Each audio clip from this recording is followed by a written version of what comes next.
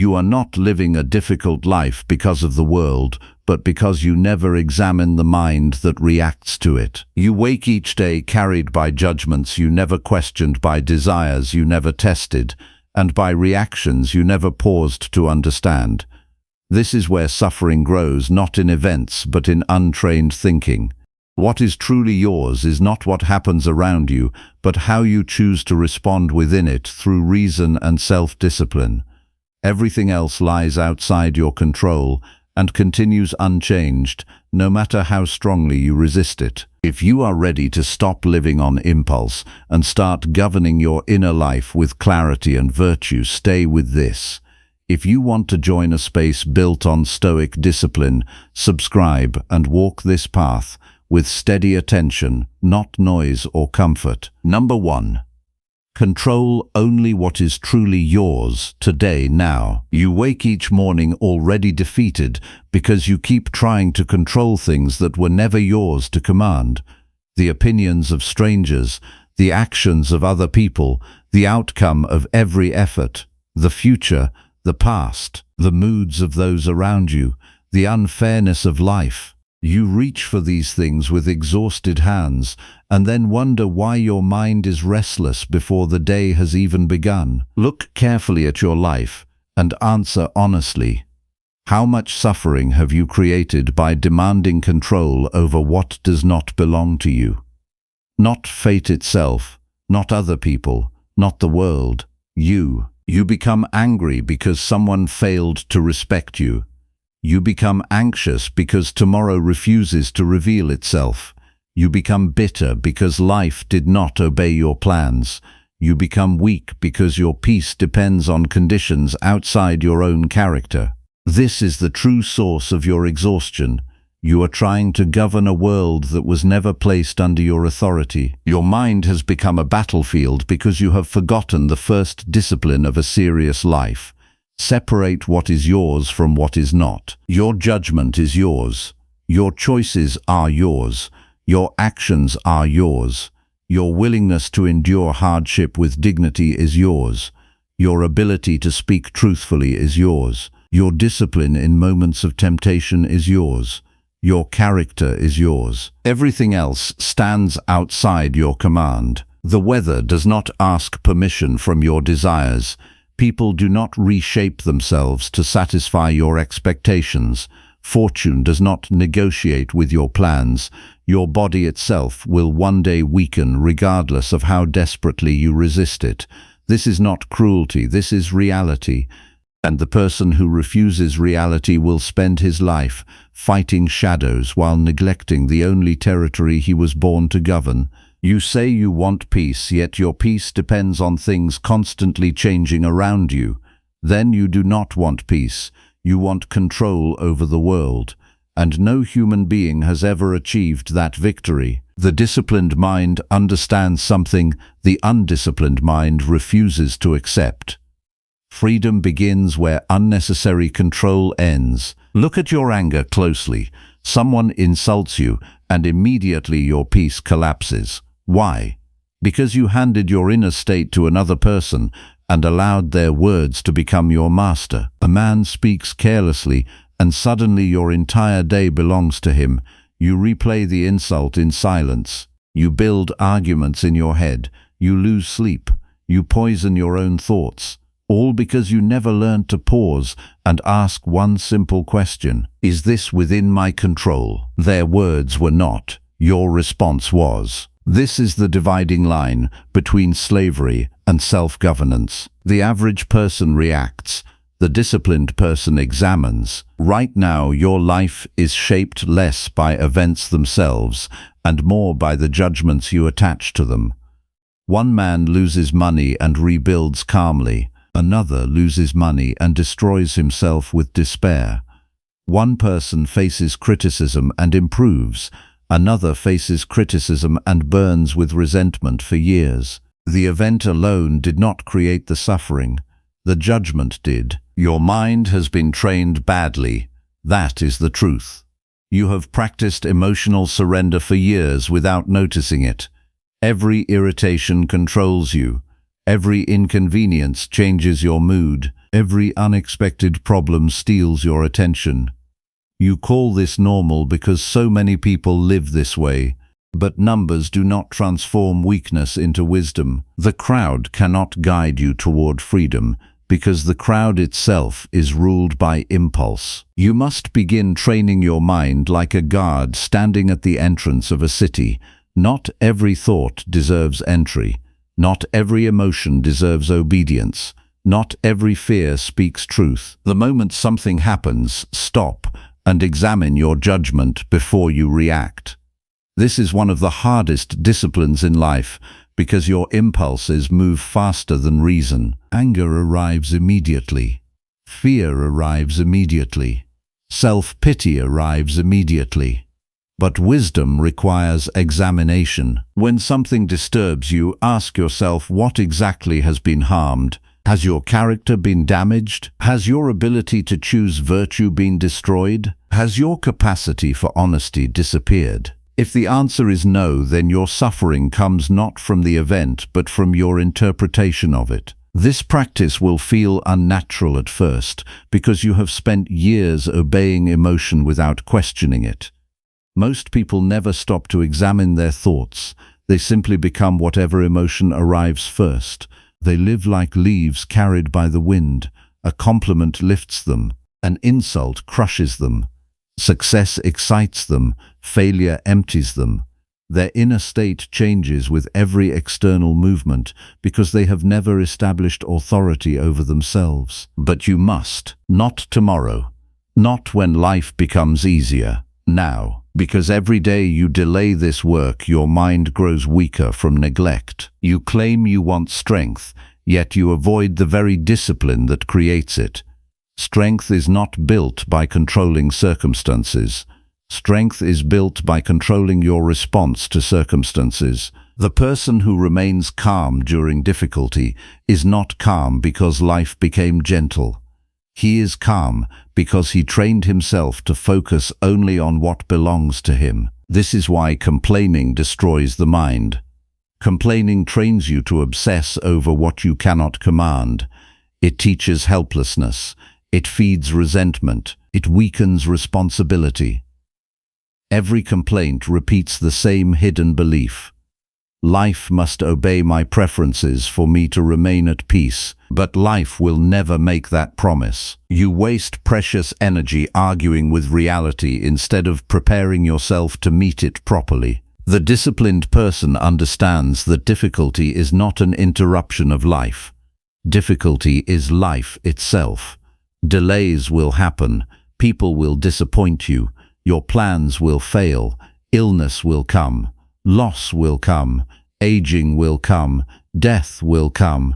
You already know this. Yet you continue living as if surprise should cancel responsibility. No, your responsibility remains. You are responsible for your judgment. You are responsible for your conduct. You are responsible for whether hardship turns you bitter or wiser. Nothing outside you can force corruption into your character without your participation. This truth terrifies the weak-minded because it removes excuses.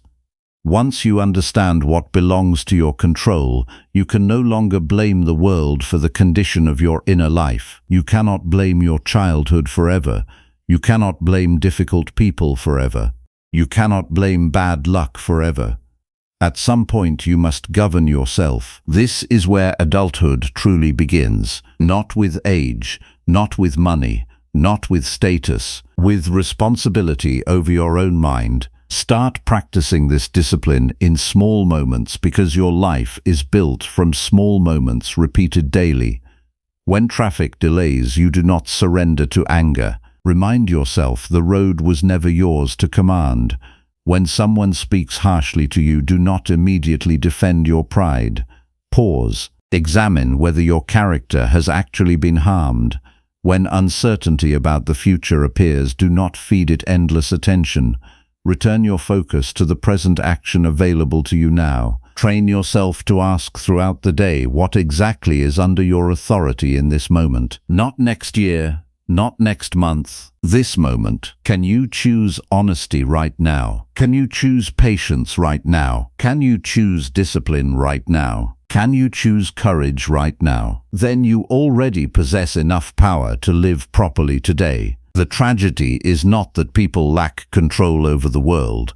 The tragedy is that they abandon control over themselves while chasing it. Look honestly at how much of your suffering comes from mental resistance. You wanted events arranged differently. You wanted people to behave according to your script. You wanted comfort without uncertainty. But reality continued moving according to its own nature, and you exhausted yourself fighting what never asked for your approval. Acceptance does not mean weakness. Acceptance means clarity. You stop demanding impossible authority over life and begin mastering the authority you actually possess. The disciplined person still feels disappointment, still feels pain, still feels grief. But these experiences do not overthrow his reason. He does not become a servant to emotional storms because he has trained himself to stand firm within them. You must understand this deeply. Emotional control does not mean becoming cold or lifeless. It means refusing to let temporary feelings govern permanent decisions. One moment of anger can destroy years of trust. One moment of fear can prevent unnecessary action. One moment of impulse can damage your character. This is why attention matters. This is why self-governance matters. Most people wait until their life collapses before they examine themselves seriously. They wait until relationships fail, until addiction deepens, until regret becomes unbearable, until anxiety consumes their peace completely. But wisdom asks you to examine yourself before destruction forces the lesson upon you. Each morning, before speaking to anyone, sit quietly and remind yourself what belongs to you and what does not. Tell yourself clearly that other people may be impatient today, they may be dishonest, they may misunderstand you, circumstances may change suddenly, plans may fail. None of this removes your responsibility to act with reason and discipline. This morning practice changes the entire structure of your day because it prepares your mind before emotion takes control. Then throughout the day practice the pause, not a dramatic pause, a disciplined one. When emotion rises, do not instantly obey it. Observe it first. Ask whether this reaction serves virtue or weakens it. Ask whether your anger improves your judgment or destroys it. Ask whether your fear protects wisdom or protects comfort. Most impulses collapse under examination. At night, examine yourself again, not with self-hatred, with honesty. Where did you surrender control today? Where did emotion overpower reason? Where did you blame others instead of correcting yourself? Where did you act according to virtue despite difficulty? This evening examination sharpens awareness because the unexamined mind repeats mistakes automatically. A person who never reviews his conduct cannot improve it. Stop waiting for motivation to save you. Motivation changes with mood. Discipline remains when mood disappears. Your life improves when your standards become stronger than your excuses. You already know the areas where you lack control over yourself. You know where your attention breaks. You know where anger rules you. You know where fear makes your decisions. You know where comfort has weakened your discipline. Stop hiding from this knowledge. The truth inside you has been speaking for years. Listen to it. The average life is not destroyed by catastrophe alone. It is destroyed slowly through unconscious living, through automatic reactions, through emotional slavery, through blaming circumstances while neglecting character, through wasting years trying to manage the external world while abandoning the internal one completely. But the moment you reclaim authority over your own judgment, your life begins changing from the root. You stop begging reality to become easier. You become stronger instead. You stop demanding certainty from the future. You learn to act well in uncertainty. You stop expecting perfect treatment from others. You strengthen your own conduct, regardless of theirs. This is freedom, not freedom from hardship, freedom from inner surrender. The world may still wound your body. It may take your money. It may damage your reputation. It may disappoint your hopes. But if you preserve reason and character, then your deepest self remains untouched. Very few people understand this because very few people are willing to examine themselves honestly. They spend their lives distracted because distraction protects them from self-confrontation. Silence reveals too much. Stillness reveals too much. Discipline reveals too much. But you cannot become strong while hiding from yourself. Sit alone sometimes without noise and observe your mind carefully. Watch how quickly it runs toward fear or resentment or fantasy. Watch how desperately it seeks control over things outside itself. This observation is necessary because you cannot govern what you refuse to see clearly. The disciplined life begins with awareness, not awareness of the world. Awareness of yourself. Your mind must become a place governed by reason instead of impulse. This requires daily effort, not occasional inspiration, daily correction, daily attention, daily practice. No one else can perform this work for you. No speech will magically transform you. No book will carry your discipline. No teacher can force wisdom into an unwilling mind. You must choose self-governance repeatedly until it becomes part of your character. And understand this clearly. Time is moving whether you discipline yourself or not. Your life is being spent regardless. Every day you postpone this work, you strengthen the habits currently ruling you. Delay is not neutral. Delay is training. So stop saying you will begin later. Later is how people waste entire lives. Begin with this moment. The next irritation that appears today is your training. The next disappointment is your training. The next insult is your training. The next moment of uncertainty is your training. Life is constantly revealing whether you govern yourself or surrender yourself. Choose carefully because your character is being shaped by every reaction repeated long enough. A calm mind is not born, it is built. A disciplined life is not given, it is practiced. A strong character is not spoken into existence. It is earned through repeated obedience to reason over impulse. Control only what is truly yours today. Your judgment, your actions, your character, your response to reality. Guard these well because they are the only things that can truly make your life honorable or destroy it completely. And if you fail today, then examine the failure honestly and begin again immediately, not with self-pity, not with excuses, with responsibility, because the person capable of governing himself possesses a freedom no external force can ever take away. Number 2. Examine every judgment before you let it rule you. A single thought can ruin an entire day if you accept it without examination. One careless judgment enters your mind, and suddenly your peace disappears, your anger rises, your fears multiply, and your reason falls silent. Nothing outside you changed with such power. Your own judgment did. That is how quickly the undisciplined mind loses command of itself. You think your suffering begins with events. It does not. It begins in the instant you decide what those events mean. A person ignores your message and immediately you judge yourself unimportant. A mistake happens at work and instantly you judge your future threatened. Someone disagrees with you and your pride interprets it as disrespect. The world presents you with raw moments and your mind rushes to attach meaning before reason even has time to speak. This is why your inner life feels unstable. You are living under the rule of unexamined judgments. Your reactions feel automatic because you trained them through repetition. You became accustomed to believing every thought the moment it appeared. Fear arrives and you call it truth. Anger arrives and you call it justice. Desire arrives and you call it necessity. But the disciplined mind does not kneel before first impressions.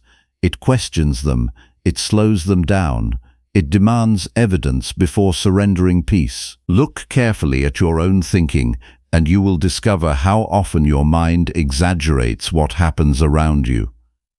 A small inconvenience becomes a disaster. A criticism becomes humiliation. Uncertainty becomes danger. Delay becomes injustice. Your judgments enlarge every difficulty until your emotions overpower your reason completely. Then you wonder why your mind feels heavy. You have allowed every passing thought to speak like a ruler inside your own head. A disciplined person understands that the mind must be governed firmly, or it becomes a place of confusion and suffering. The first movement of emotion is not the problem. Human beings feel fear, anger, disappointment, and desire. The danger begins when you stop examining these responses and start obeying them automatically. Your anger says attack immediately. Your fear says avoid discomfort immediately. Your pride says defend yourself immediately. Your craving says satisfy yourself immediately. But reason asks a different question. Is this judgment true? That question alone can save you from years of unnecessary suffering. When someone speaks harshly to you, the undisciplined mind instantly decides it has been wounded. But pause for a moment and examine the judgment carefully. Did their words damage your character, or only your pride? Did they remove your ability to act with integrity, or simply challenge your self-image? You suffer because you confuse discomfort with harm. Not every unpleasant feeling is an injury. Not every criticism is an attack. Not every obstacle is a punishment. Your judgments create these illusions, and then your emotions react to the illusion as if it were reality. This is why self-examination matters more than outward success. A person may gain wealth, status, admiration, and still remain enslaved to distorted thinking.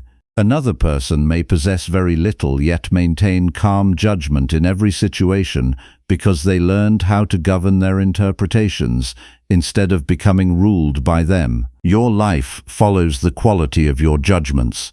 If your judgments are impulsive, fearful, resentful, and undisciplined, then your days will reflect that disorder. If your judgments become measured, honest, rational, and restrained, then your inner life changes even before your circumstances do. You keep searching outside yourself for stability while allowing chaos to remain inside your own thinking. That path leads nowhere. The disciplined life begins when you stop asking whether events feel pleasant and start asking whether your judgments are accurate. This requires courage because honest examination exposes how often your mind lies to you. It reveals how much of your suffering comes from assumptions you never questioned. You assume rejection means worthlessness. You assume failure means defeat. You assume discomfort means something is wrong. You assume uncertainty means danger. Then you build entire emotional storms on foundations never tested by reason. Look at how quickly your mood changes based on interpretation alone. The same silence from another person can feel peaceful one moment and insulting the next, depending on the judgment you attach to it. The same challenge can feel meaningful one day and unbearable another day, depending on the state of your thinking. The event itself often remains unchanged, while your judgment transforms your experience entirely. This should humble you. Your thoughts are not sacred simply because they appeared inside your mind. They require examination. The disciplined person treats the mind carefully because he understands that judgment directs action, and action shapes character. Every destructive behavior begins first as an accepted judgment. A person tells himself comfort matters more than discipline and slowly weakens his own will. A person decides revenge matters more than reason and destroys relationships through anger. A person judges temporary pleasure more valuable than long-term integrity and loses self-respect piece by piece. Your actions always follow what your mind secretly believes. That is why inner examination cannot remain occasional. It must become daily practice. When you wake each morning, do not immediately rush toward distraction. Sit quietly for a few moments and observe the condition of your thinking before the world pulls your attention outward. Ask yourself what judgments already exist inside you. What fears are waiting for permission to control your choices today? What resentments are prepared to poison your interactions? What desires are trying to weaken your discipline before the day even begins? You cannot govern a mind you refuse to observe honestly. This morning practice creates distance between you and your impulses. Instead of becoming fused with every thought, you begin watching them carefully. You stop saying, "I am angry," and begin saying, "Anger has appeared in my mind." That small difference matters because it reminds you that emotions are experiences, not commands. The undisciplined mind believes every emotion deserves immediate expression. The disciplined mind understands that emotions must first pass through reason before they influence action. This changes how you speak. It changes how you argue. It changes how you handle disappointment. It changes how you face uncertainty. Imagine how many problems in your life began because you reacted before examining your judgment. Words spoken in anger, decisions made in fear, promises broken for temporary comfort, resentment carried for years because pride refused correction. These moments were not accidents. They were consequences of an untrained mind acting without examination. But this pattern can be interrupted. The next time irritation rises inside you, pause before speaking, not to suppress truth, but to examine your interpretation carefully. Ask yourself whether you are seeing the situation clearly or merely emotionally. Ask whether your reaction serves virtue or protects ego. Ask whether your judgment strengthens your character or weakens it. You will discover that many reactions lose their force when examined honestly. Anger often hides wounded pride. Fear often hides attachment to comfort. Resentment often hides unrealistic expectation. Complaining often hides refusal to accept reality. The disciplined mind uncovers these hidden motives instead of blindly obeying them. This work is difficult because your ego resists examination. Pride wants immediate certainty. Pride wants to be correct without reflection. Pride wants emotional reactions justified instantly, but wisdom requires patience with your own thinking. It requires the humility to admit that your first interpretation may be flawed. Very few people practice this humility. They protect their impulses instead of questioning them. They defend their reactions instead of correcting them. They call emotional surrender authenticity while remaining strangers to self-mastery. But you cannot build a strong character on top of unchecked judgment. Every day presents opportunities to practice this discipline. Someone interrupts your plans. Examine your judgment. A mistake embarrasses you. Examine your judgment. Anxiety about the future appears. Examine your judgment. Instead of immediately becoming consumed by emotion, return to the simple question that protects the disciplined mind. What exactly am I believing right now? Then examine whether that belief deserves authority over your peace. Not every thought deserves obedience. Not every fear deserves attention. Not every desire deserves satisfaction. The average life is built on automatic thinking. People repeat the same judgments for decades without questioning whether those judgments are wise. They assume their emotional habits are permanent parts of their identity. They say, "This is just who I am," while continuing to strengthen the very patterns destroying their peace. But character is shaped through repeated correction. You become calmer by correcting angry judgments. You become stronger by correcting fearful judgments. You become wiser by correcting impulsive judgments. No external achievement can replace this work. A person may appear successful while remaining inwardly fragile because their peace still depends on uncontrolled thinking. One criticism destroys them. One setback collapses them. One rejection overwhelms them because they never trained their judgment to withstand difficulty properly. The disciplined mind does not expect life to become easy.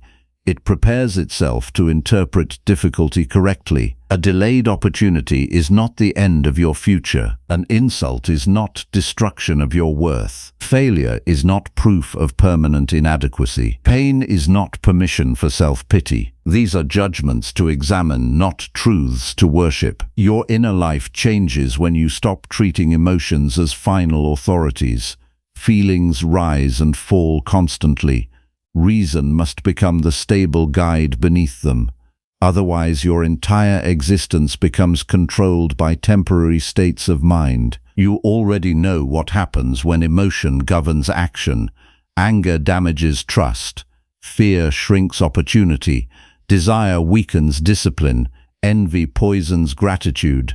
Pride blocks correction. The evidence exists throughout your own life if you are willing to examine it honestly. So begin training yourself differently. When difficult thoughts appear, do not panic and do not indulge them. Observe them carefully. Separate appearance from truth. Ask whether your interpretation aligns with reason and virtue or merely reflects habit and impulse. This practice will feel slow at first because your mind has spent years reacting automatically. But every disciplined pause strengthens your authority over yourself. Every examined judgment weakens emotional slavery. Every moment of rational reflection builds inner stability. At night, review your thinking carefully. Not only your actions, but the judgments behind them. Where did you exaggerate problems today? Where did you assume the worst without evidence? Where did pride distort your interpretation? Where did fear make you avoid necessary action?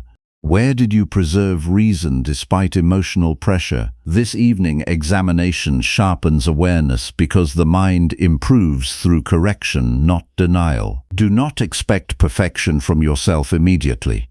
Expect effort, expect attention, expect honesty. The disciplined life is not built through dramatic transformation in a single day. It is built through repeated moments of examination until wise judgment becomes stronger than impulse. You are shaping your character every hour through the thoughts you accept without resistance. If you allow bitterness to remain unquestioned, it becomes part of your temperament. If you repeatedly indulge self-pity, it becomes part of your identity. If you excuse impulsive thinking long enough, it becomes the lens through which you see the entire world. So guard your judgments carefully. Your peace depends on them. Your relationships depend on them. Your future actions depend on them. Your character depends on them. The world outside you will continue changing without your permission. People will remain unpredictable. Circumstances will continue shifting.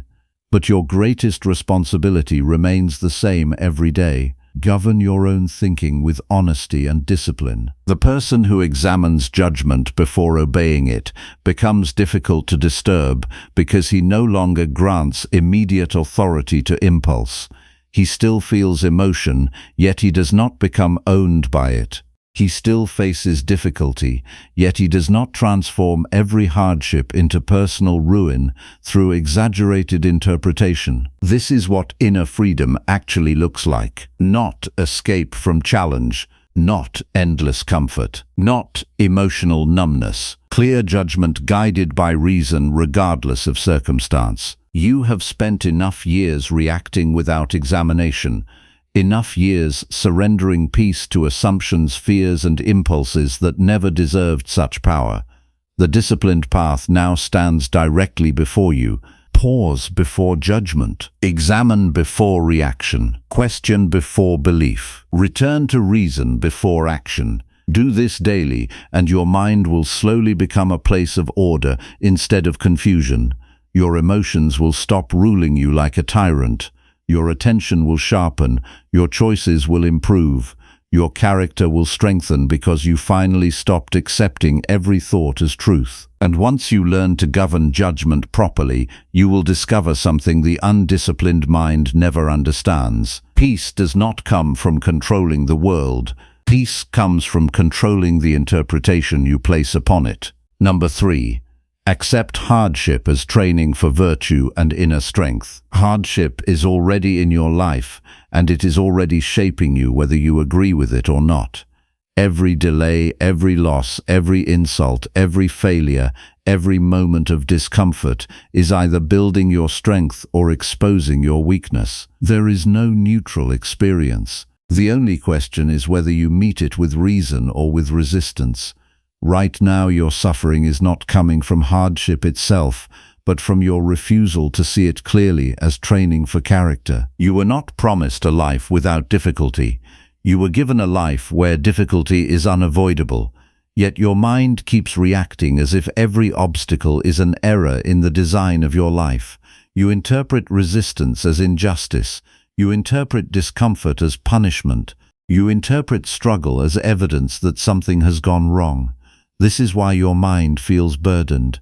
You are judging the natural conditions of life as if they were violations instead of invitations. The untrained mind collapses the moment reality refuses to obey its expectations. It demands ease and becomes frustrated when it receives effort. It demands comfort and becomes resentful when it receives challenge. It demands certainty and becomes anxious when it receives uncertainty. In every case, the suffering comes not from what happens, but from the judgment that what happens should not exist. You must see this clearly. Your resistance is not protecting you, it is weakening you. Hardship does not arrive to break you. It arrives to reveal whether you have built anything within yourself that can stand without external comfort. Without pressure, you would never know the strength of your character. Without difficulty, you would never discover where your discipline fails. Without loss, you would never understand what you depend on too much. The very things you resist are the tools that expose your inner condition with precision. You think strength is developed in comfort. It is not. Comfort produces dependence on conditions that cannot be guaranteed.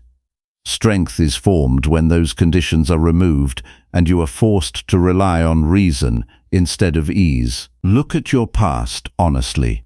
The moments that shaped you were not the easy ones. They were the moments where you had to decide whether to give up or endure, whether to react emotionally or act wisely, whether to surrender or continue with discipline. Those moments felt painful at the time, but they created stability in your character afterward. Yet you still forget this pattern when new hardship appears. You treat each difficulty as if it is meaningless, rather than recognizing it as part of the same training. You keep asking why life is difficult instead of asking what life is asking you to become through this difficulty. The disciplined mind does not waste energy arguing with reality. It studies it. It observes how every challenge demands a specific virtue. Patience is trained through delay. Courage is trained through fear. Self-control is trained through temptation. Humility is trained through failure. Endurance is trained through discomfort. Every hardship points directly toward a specific area of growth, if you are willing to see it without distortion. But your habitual thinking interferes with this process. You react before you reflect. You label situations as bad before you understand their function. You complain before you examine what is being trained within you. This automatic reaction turns useful pressure into emotional suffering. You transform training into torment through interpretation alone. A disciplined person does something different. He pauses long enough to ask what virtue is being demanded here, not what comfort is missing, but what strength is required. This shift alone changes the meaning of everything you experience. When difficulty appears at work, instead of collapsing into frustration, you examine whether patience or precision is being trained. When someone treats you unfairly, instead of becoming resentful, you examine whether self-control or detachment is being tested. When plans fail, instead of interpreting it as defeat, you examine whether adaptability or acceptance is being strengthened. The event remains the same, but the meaning becomes constructive rather than destructive. This is not optimism. This is accurate judgment. You have lived long enough under the illusion that life should feel easy most of the time.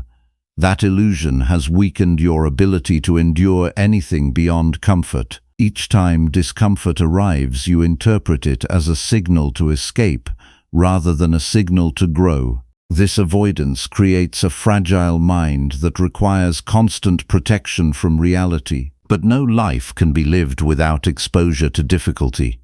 So the only real question is whether you will meet difficulty as training or as threat. Your suffering increases when you refuse to participate in the training. You resist discomfort and create internal conflict. You complain and reinforce helplessness. You escape and avoid the very conditions that would strengthen you. The more you resist hardship, the more fragile you become. The more fragile you become, the more threatening even small difficulties appear. This cycle continues until ordinary life feels unbearable. This is not caused by fate. It is caused by interpretation. The disciplined mind interrupts this cycle by removing emotional resistance and replacing it with rational acceptance. Acceptance does not mean approval. It means recognition that what is happening is already part of reality and therefore must be engaged with properly rather than resisted blindly. When hardship appears, you first acknowledge it clearly without distortion. Then you identify what is within your control in this situation. You cannot control the existence of the challenge. You can control your response. You can control your judgment. You can control whether you act with discipline or surrender to emotion. Everything meaningful still remains within your authority. This is where strength is built, not in avoiding pressure, but in maintaining reason under pressure. Each morning you should prepare your mind for this reality, instead of pretending the day will be free from difficulty. Sit quietly before distraction and remind yourself that today will contain friction. People will misunderstand you, plans will change, something will go wrong, something will feel uncomfortable. This is not a prediction of negativity, it is preparation for reality. The prepared mind suffers less because it is not surprised into emotional collapse. Then decide in advance how you will respond, not with vague hope but with clear intention. You will respond with patience when delayed. You will respond with restraint when provoked. You will respond with clarity when confused. You will respond with endurance when discomfort appears.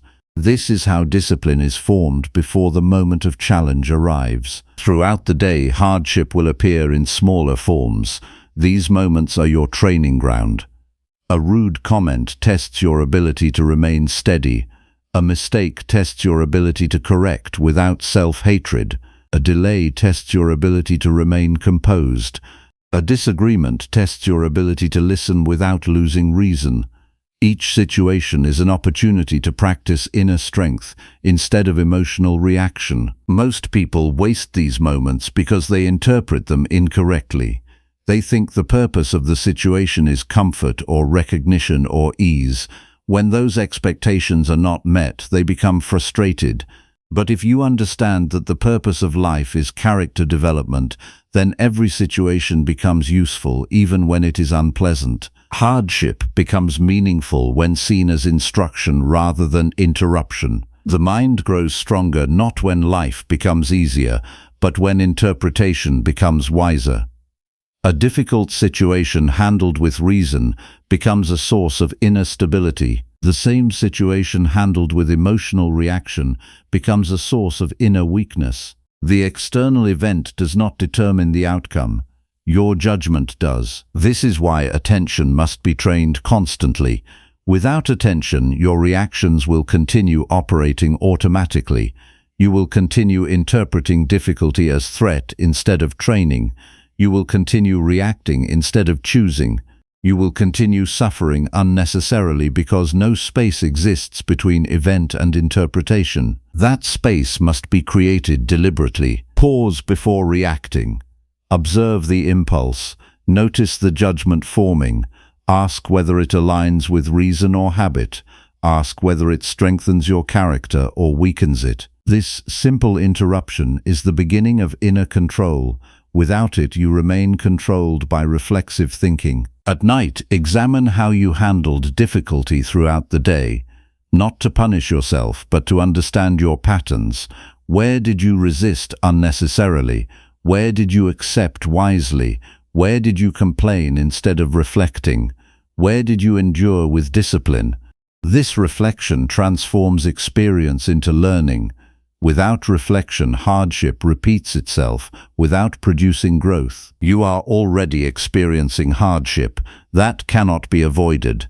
The only decision left is whether that hardship will refine you or degrade you. If you continue resisting it emotionally, you will remain trapped in frustration because life will never stop presenting difficulty.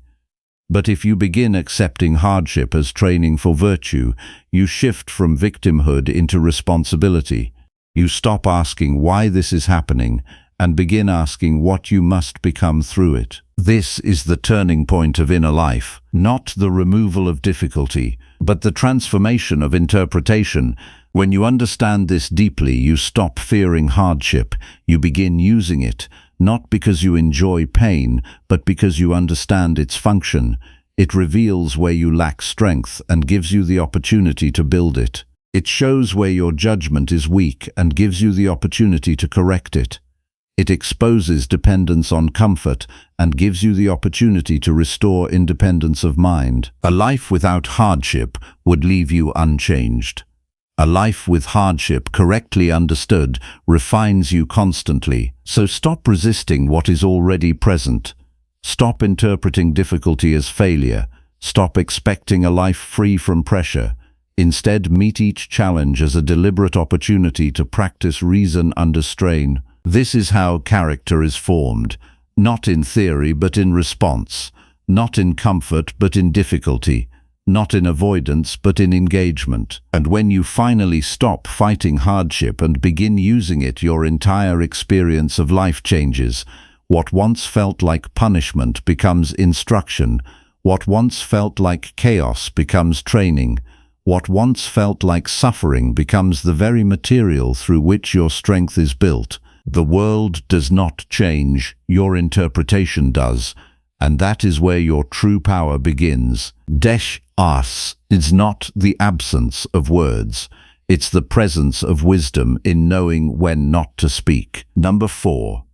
Reject comfort that weakens your reason and discipline. Comfort is not harmless in your life. It is shaping your mind every single day by slowly weakening your ability to act with reason when it matters most.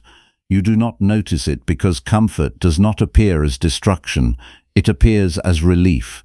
It feels like rest. It feels like safety. Yet beneath that surface, it is training you to avoid difficulty, delay discipline, and surrender judgment to ease. Look at your own behavior honestly. How often do you choose what is easy over what is necessary? How often do you delay action because discomfort appears in the task? How often do you abandon clarity because emotional effort feels heavy? You call these small decisions, but they are not small. They are repeated instructions to your mind that discipline is optional whenever comfort is available. This is how reason weakens. Not through sudden collapse, but through repeated surrender. Every time you choose comfort over truth, your mind learns that avoidance is acceptable. Every time you avoid discomfort, your will becomes more fragile. Every time you choose convenience over effort, your inner strength decreases without you noticing. You begin to require softer conditions to function. Then, when life inevitably becomes difficult, you feel unprepared and overwhelmed by situations that should have been manageable. Comfort is not the enemy because it exists. It is the enemy because it is obeyed without examination. The disciplined mind does not reject comfort entirely. It rejects the dependence on comfort as a condition for action. There is a difference between rest that restores and comfort that weakens. Rest is deliberate and controlled. Weak comfort is habitual and unconscious. One supports reason. The other replaces it. You already know where comfort is controlling your behavior. It is in the moments you postpone difficult conversations. It is in the moments you scroll instead of reflect. It is in the moments you avoid responsibility because uncertainty feels unpleasant. It is in the moments you silence your conscience because acting on it would require effort. Each of these moments seems insignificant at the time, but together they form the structure of your life. A life guided by comfort becomes a life guided by avoidance. A life guided by avoidance becomes a life disconnected from discipline. And a life without discipline becomes a life where reason is no longer the guiding force. You begin to lose authority over yourself slowly and quietly. The mind that constantly seeks comfort cannot remain clear under pressure. When difficulty appears, it reacts instead of responding. When discomfort arises, it escapes instead of engaging. When responsibility increases, it resists instead of stepping forward. This pattern creates instability because life itself is not stable. It will always present situations that require effort beyond comfort. If your mind depends on comfort, then reality will always feel like a threat. This is why so many people feel overwhelmed even by ordinary challenges. Their mental strength has been trained to function only within conditions of ease. The moment those conditions disappear, their discipline collapses. Not because the challenge is too great, but because their preparation was too small. You must see comfort for what it truly is when it is unexamined. It is a teacher that instructs your mind to avoid growth. It tells you to delay what strengthens you. It tells you to escape what refines you. It tells you to choose temporary ease over long-term strength. And if you obey it often enough, it becomes your default response to life itself. But reason demands the opposite direction. Reason strengthens through engagement with difficulty. Discipline grows through repetition under resistance. Character develops through actions that require effort beyond preference. There is no path to inner stability that does not pass through discomfort. You already know this from experience. The moments in your life where you became stronger were not moments of ease. They were moments where you had to act despite resistance. You had to continue despite fatigue. You had to remain steady despite pressure.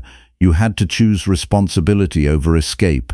Those moments shaped you because they forced your mind to operate beyond comfort. Yet you still return to comfort as if it is the foundation of well-being. This contradiction is what keeps your discipline unstable. You cannot build a strong mind while repeatedly choosing what weakens it. You cannot develop clarity while consistently avoiding effort. You cannot strengthen reason while constantly surrendering to ease. Every choice either reinforces discipline or erodes it. There is no neutral ground. The disciplined life begins when you stop asking what feels comfortable and start asking what strengthens reason. When you wake in the morning, your first instinct often pulls you toward ease. Delay waking up. Delay responsibility. Delay effort. This is the mind seeking comfort before awareness has fully formed. If you follow this impulse, you start the day already trained in avoidance. But if you interrupt it, you begin training discipline instead. The moment you become aware of this pattern is the moment responsibility begins. Do not allow the first moments of your day to be governed by automatic comfort seeking. Sit upright before distraction. Observe your mind without acting immediately. Notice how quickly it wants relief from effort. Then decide consciously to begin the day with intention instead of avoidance. This is the first training against comfort. Throughout the day, comfort will present itself repeatedly. It will appear as the desire to avoid difficult tasks. It will appear as the urge to escape uncomfortable conversations. It will appear as the temptation to choose distraction over focus. Each time it appears, it offers immediate relief in exchange for long-term weakness. You must learn to recognize this exchange clearly. Comfort always takes something from your future discipline in exchange for present ease. It borrows strength from tomorrow to pay for softness today. The disciplined mind refuses this trade. Instead, it asks what action aligns with reason, regardless of how it feels. Reason does not ask whether the task is pleasant. It asks whether the task is correct, whether it strengthens character, whether it fulfills responsibility, whether it preserves integrity. This is the standard that must guide your decisions if you want inner stability. You will notice that many of your excuses for avoiding effort are not based on necessity but on preference. You feel tired, so you delay. You feel uncertain, so you avoid. You feel resistance, so you postpone. But none of these feelings determine what is right. They only reveal discomfort with discipline. If you continue obeying these feelings, you will remain under their influence indefinitely. The disciplined mind treats discomfort as a signal for attention, not retreat. When discomfort appears, it does not immediately withdraw. It pauses and examines whether the discomfort is pointing toward necessary growth or unnecessary avoidance. Often it reveals that what feels difficult is exactly what must be done. This is how strength is built, through repeated confrontation with resistance, rather than escape from it. You must also understand how comfort distorts judgment. A mind seeking ease will rationalize avoidance. It will create reasons that sound reasonable, but serve only to protect comfort. It will say later is better. It will say this is not the right time. It will say you are not ready. It will say you deserve rest before effort. These thoughts feel logical, but they are often disguises for avoidance. Reason does not speak in the language of delay without necessity. It speaks in clarity. It identifies what must be done and proceeds without unnecessary hesitation. When you begin to examine your thoughts honestly, you will see how often comfort has been disguised as reasoning. You will see how many of your decisions were not based on wisdom but on resistance to effort. This recognition is uncomfortable but necessary, because without it, change cannot begin. The practice is simple but demanding. Each time you feel resistance to action, stop and ask whether this resistance protects reason or protects comfort. If it protects comfort, then you already know what must be done. Do not negotiate with avoidance. Observe it and proceed with discipline. This is not about eliminating comfort entirely. It is about refusing to let comfort govern your choices. You can rest when rest is needed. You can recover when recovery is necessary, but you must not allow comfort to become the default authority over your behavior. At night, examine how often comfort influenced your decisions, not with guilt but with clarity. Where did you choose ease over effort? Where did you avoid responsibility unnecessarily? Where did comfort override reason? Where did discipline prevail despite resistance? This reflection reveals the structure of your inner habits. Without this examination, you cannot see how deeply comfort is shaping your life. Over time, consistent discipline creates a new pattern. Effort becomes familiar. Resistance becomes manageable. Avoidance loses authority. Reason becomes stronger than impulse. You begin to act based on what is right rather than what is easy. This shift is subtle at first, but profound over time. You do not become stronger by thinking about strength. You become stronger by repeatedly choosing action that strengthens reason, even when comfort resists it. Every moment of discomfort you face without avoidance strengthens your inner stability. Every time you choose discipline over ease, you reinforce your ability to govern yourself. Every time you resist unnecessary comfort, you reclaim authority over your own mind. This is the foundation of inner freedom, not the absence of comfort, but the refusal to be ruled by it. When you finally stop obeying comfort as a command and start treating it as a condition to be evaluated, your entire relationship with life changes. You no longer drift through days seeking ease. You begin directing your actions through reason. And in that shift, your mind becomes steadier than circumstance, and your life becomes guided by discipline instead of avoidance. Vanden Voldosuri Aningahani. Number 5. Master your desires before they master your life. Your life is already being directed by desires you have not examined. You call them preferences, but they behave like commands. They rise in your mind without permission and immediately begin shaping your decisions. You want approval, so you alter your behavior. You want comfort, so you avoid responsibility. You want recognition, so you bend your actions toward approval. You want pleasure, so you weaken your discipline. You are not choosing freely in these moments. You are obeying impulses that were never questioned. This is how a person slowly loses authority over himself without noticing it. Not through one dramatic failure, but through countless small moments where desire speaks first and reason speaks later, or not at all. Look at your own experience honestly. How many times have you acted not because something was necessary, but because something felt attractive in the moment? How many times have you delayed what is right because something else felt easier or more rewarding? How many times have you chosen short-term satisfaction while knowing it would weaken your long-term stability? These are not random mistakes, they are patterns of ungoverned desire. Desire becomes dangerous when it is not examined. It convinces you that what you want is what you need. It distorts urgency. It inflates importance.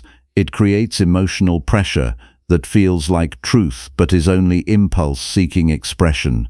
When you obey it without reflection, you begin to confuse intensity with correctness. The disciplined mind does not reject desire entirely.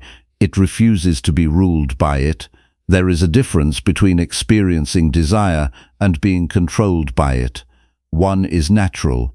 The other is slavery to impulse. You must begin to see desire as a force that requires supervision.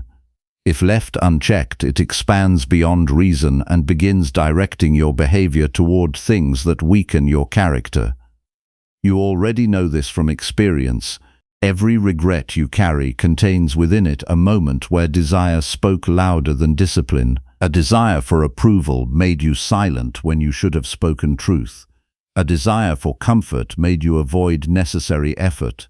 A desire for pleasure made you abandon responsibility. A desire for distraction made you ignore what mattered. In each case, the desire promised immediate relief but produced long-term disorder. This is why inner freedom cannot exist without mastery over desire. The undisciplined mind believes freedom means acting on whatever it wants in the moment.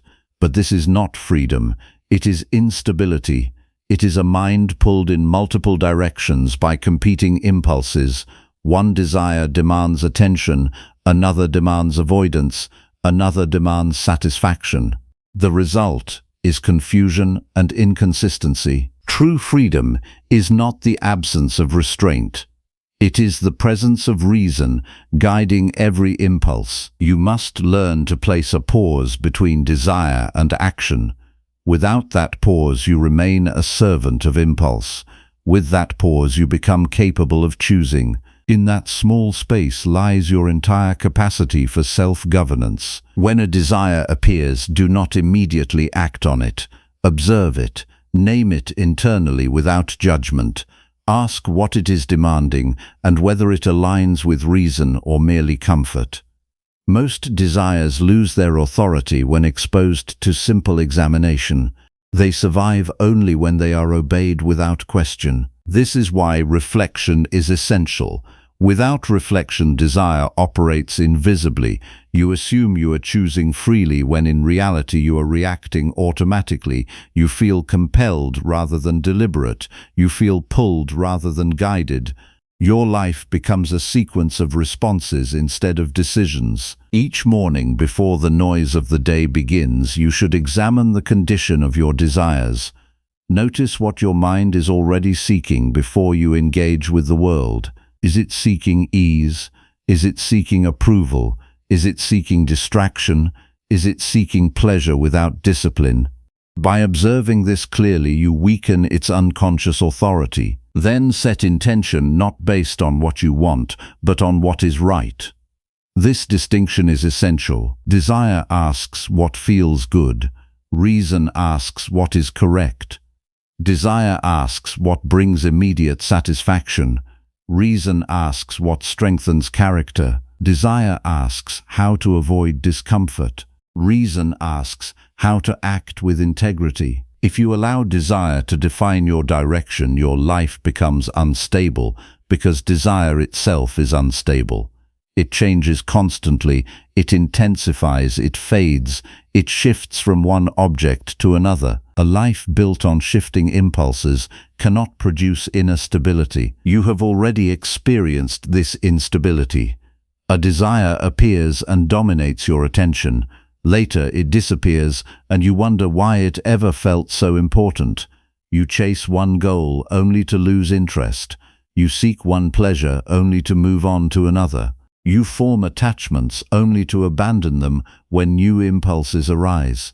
This constant movement reveals that desire alone is not a reliable guide. Yet you continue allowing it to influence decisions without examination. The disciplined person treats desire as information, not instruction. It reveals what is present in the mind, but does not determine what must be done. This separation is critical. Without it, you confuse internal noise with external truth. When desire rises in strength, you should ask whether it strengthens your reason or weakens it, whether it supports long-term discipline or undermines it, whether it leads toward responsibility or away from it. This evaluation must happen before action, not after consequence. Most people reverse this process. They act first and reflect later. By then, the consequences are already formed, and regret replaces clarity. But regret is not useful unless it leads to correction. If it is repeated without learning, it becomes another pattern of weakness. You must also understand that desire often hides behind rationalization. It does not always appear as obvious craving. It disguises itself as necessity. It convinces you that you deserve something, that you have earned indulgence, that delaying discipline is harmless. These thoughts feel reasonable, but often serve only to protect impulse. This is why honesty with yourself is required. You must be willing to admit when your reasoning is shaped by desire rather than truth. This is difficult because the mind resists exposing its own inconsistencies, but without this honesty, no progress is possible. The training begins in small decisions. When you feel the urge to avoid effort, observe it without immediately obeying it. When you feel the urge to seek distraction, pause before engaging. When you feel the urge to satisfy impulse, immediately create space for reason to respond first. In each moment, you are practicing whether desire leads or whether reason leads. At night, examine how desires influenced your actions throughout the day. Where did you act impulsively? Where did you resist impulse successfully? Where did desire distort your judgment? Where did discipline prevail? This reflection reveals the strength of your inner governance. Without it, you remain unaware of how often you surrender control. Over time, consistent practice creates a shift in identity. You stop seeing yourself as someone who must obey every impulse. You begin to see yourself as someone who observes and chooses. Desire still appears, but it no longer dictates behavior automatically. It becomes something you understand, rather than something you serve. This is the beginning of real stability. Not the elimination of desire, but the mastery of response. You will notice that as desire loses authority, your mind becomes clearer, decisions become simpler, emotional turbulence decreases, attention strengthens. You are no longer constantly pulled in different directions by internal demands. Instead, there is a steady center governed by reason. But this stability only emerges through repeated refusal to obey impulse without examination. Every time you pause before acting, you weaken the power of uncontrolled desire. Every time you choose reason over impulse, you strengthen inner authority. Every time you reflect instead of react, you build discipline. You cannot eliminate desire from human nature, but you can remove its authority over your choices. That is where freedom begins. Most people live at the mercy of what they want in each passing moment. Their lives are shaped by emotional fluctuations they do not question. They believe they are choosing freely while being guided by impulses they never examined. This is why their decisions often contradict their long-term interests. But once you learn to master desire, you stop living as a reaction to impulse and begin living as an expression of reason. You no longer chase every thought that appears. You no longer obey every urge that arises. You no longer confuse wanting with needing. You begin to act from clarity rather than compulsion. And in that shift, your life becomes stable, not because desire disappears, but because it no longer governs you. Number 6. Endure pain without complaint and keep your character clean. Pain is already part of your life, whether you admit it or not. It arrives through loss, through disappointment, through conflict, through failure, through physical strain, through emotional pressure, through moments where nothing goes according to your expectations. You do not choose whether pain appears. You only choose what kind of person you become when it does. Right now, your suffering is shaped less by pain itself and more by your reaction to it.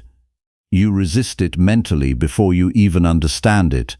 You judge it as unfair before examining its role.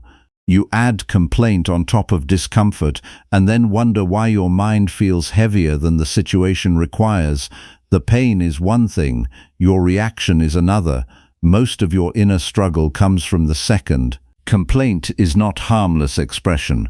It is a habit that weakens the structure of your character.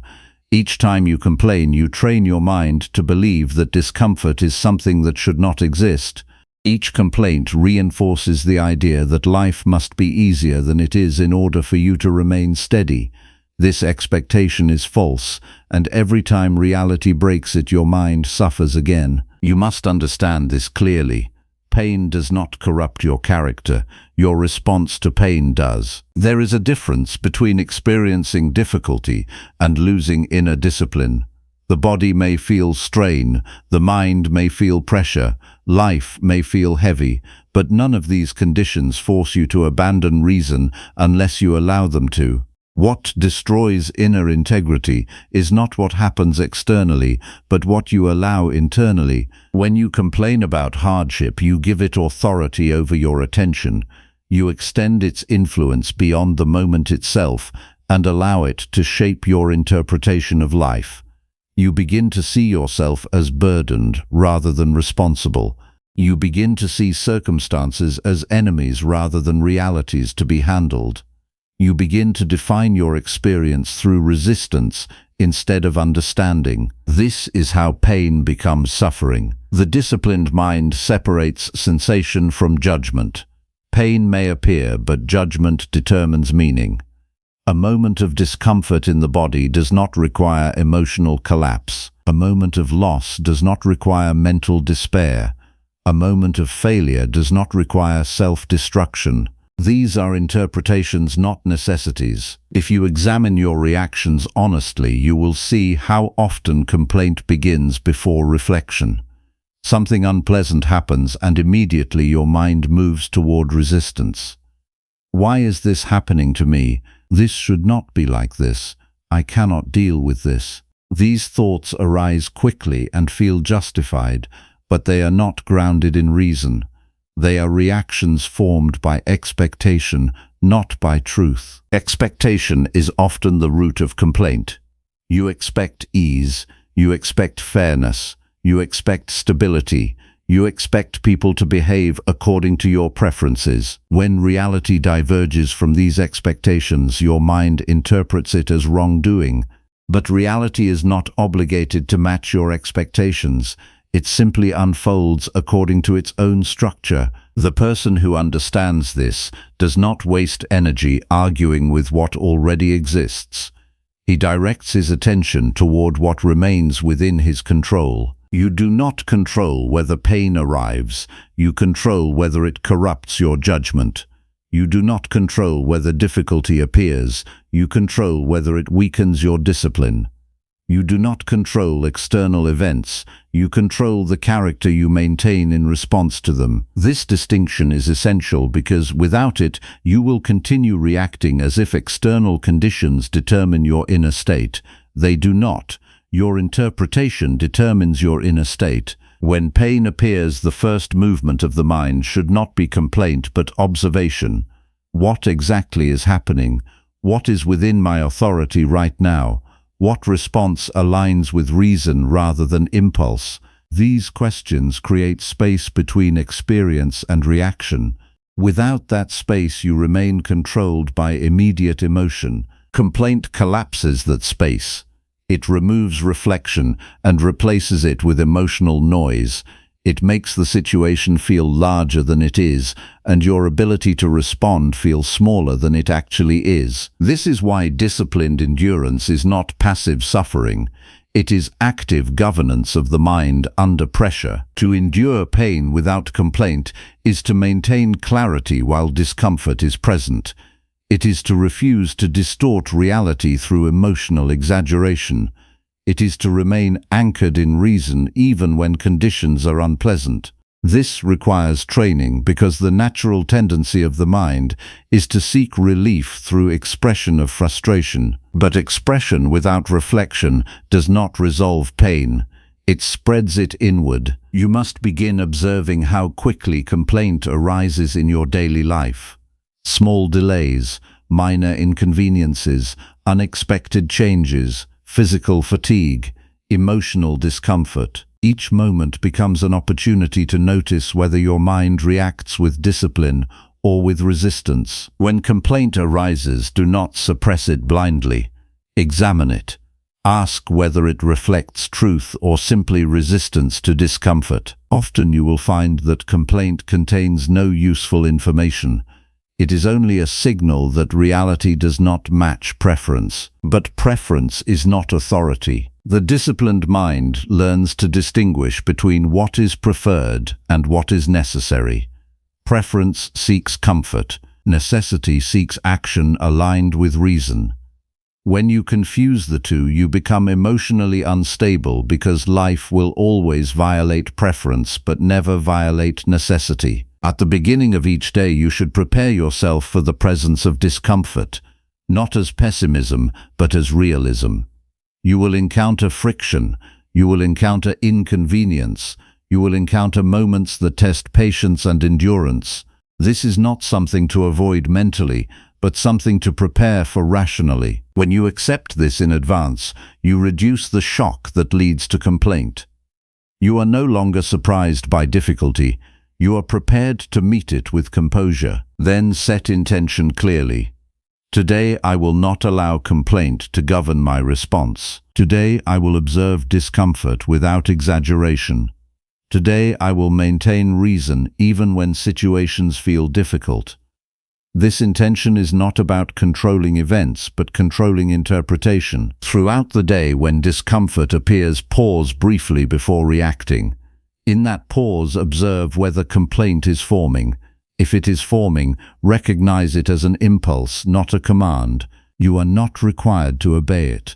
You are only required to observe it and choose whether it aligns with discipline. Most complaint dissolves when not immediately expressed. It survives only through repetition.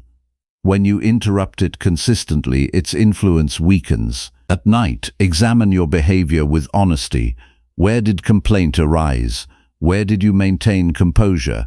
Where did you allow frustration to distort your judgment? Where did you remain steady under pressure? This reflection is not for punishment, it is for awareness. Without awareness, correction is impossible. Over time, this practice reshapes your internal structure.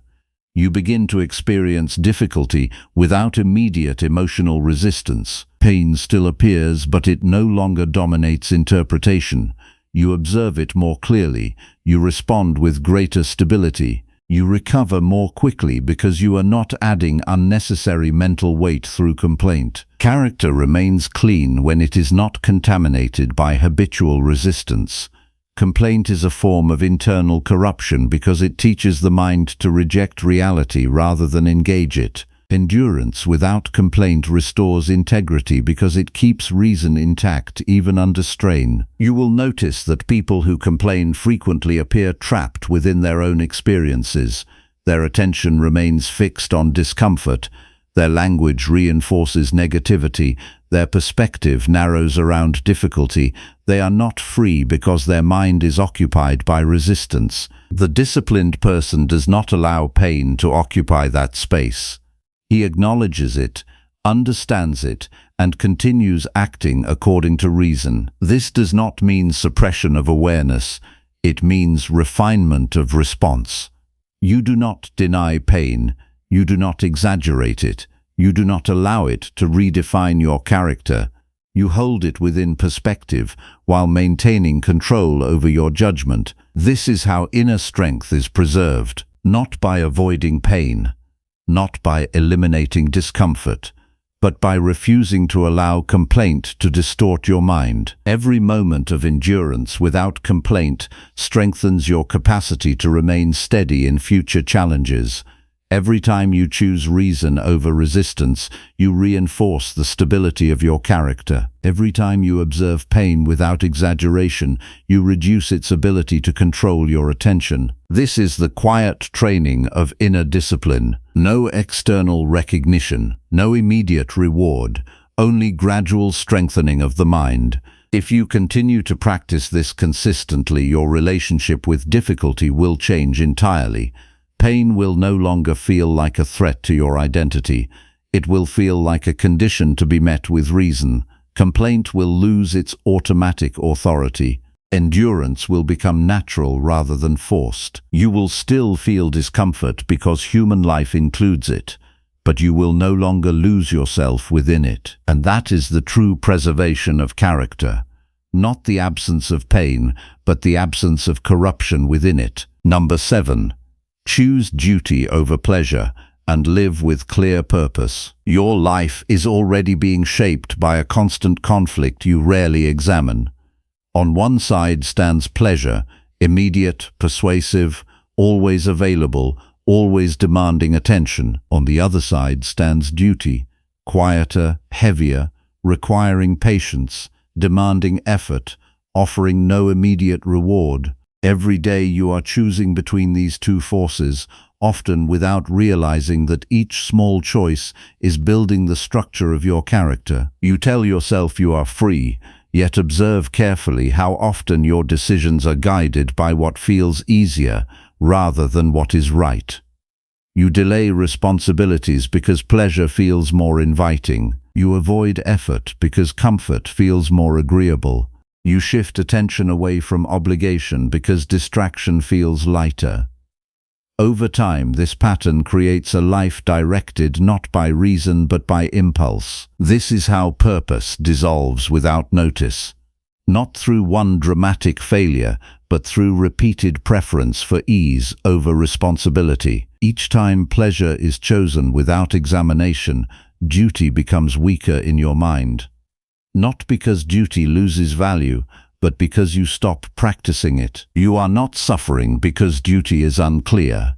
You are suffering because it is ignored. The mind that serves pleasure first becomes scattered because pleasure itself has no stable direction. It changes with mood, with environment, with opportunity. One moment it demands rest. The next it demands stimulation. The next it demands escape. A life guided by this instability cannot develop inner order. Duty, in contrast, is stable because it is rooted in reason.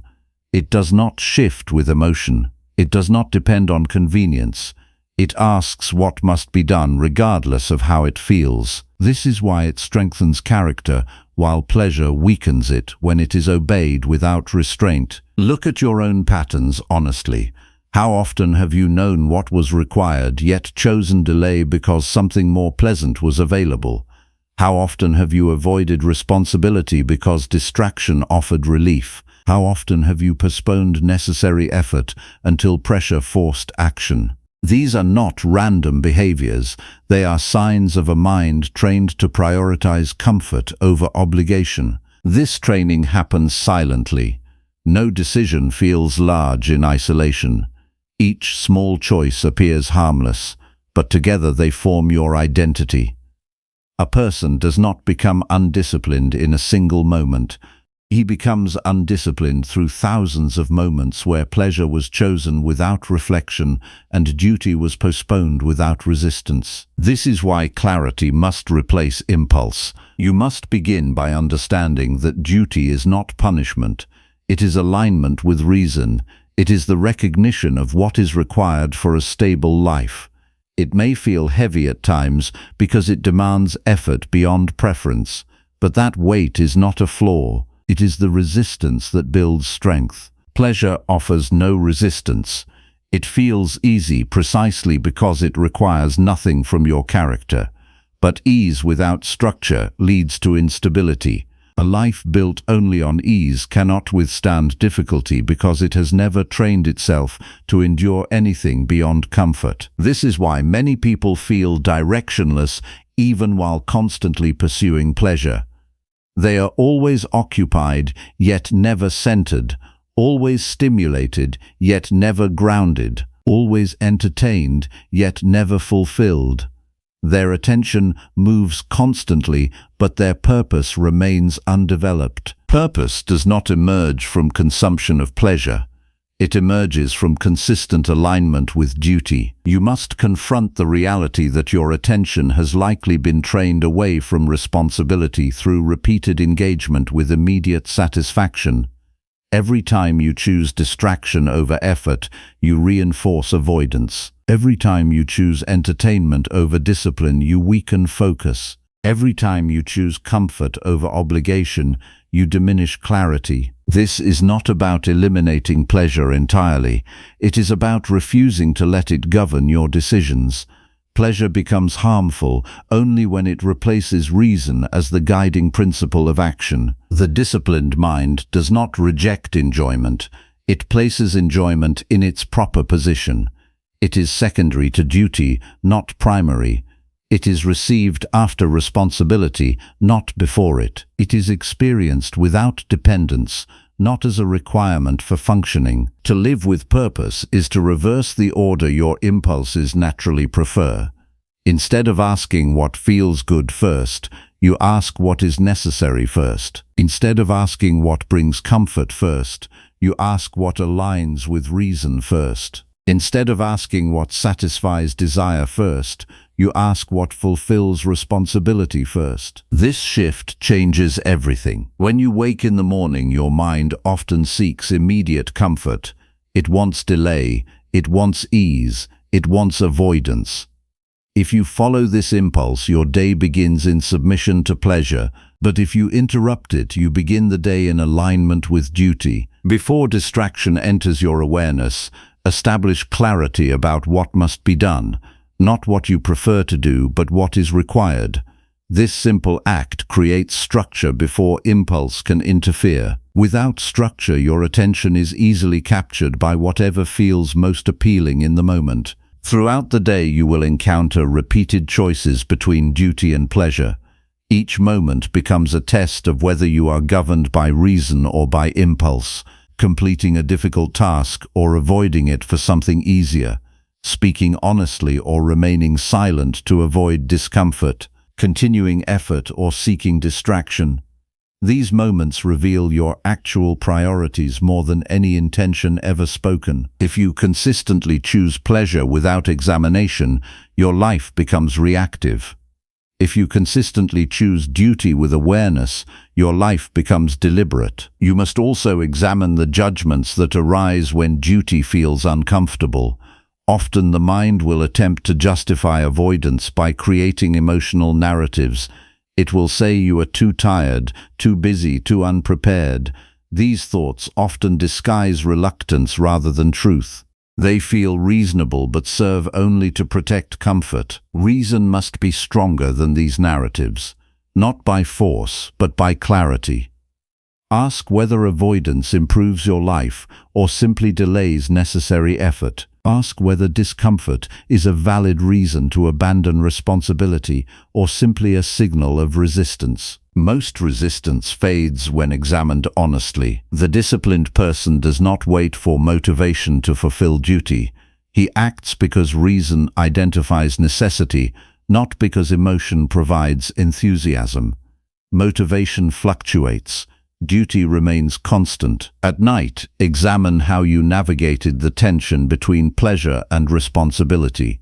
Where did you choose ease unnecessarily? Where did you fulfill duty despite resistance? Where did pleasure override reason? Where did discipline prevail over impulse? This reflection is not about judgment, but awareness. Without awareness, patterns remain unchanged. Over time, consistent practice begins to reshape your identity. Duty becomes familiar rather than burdensome.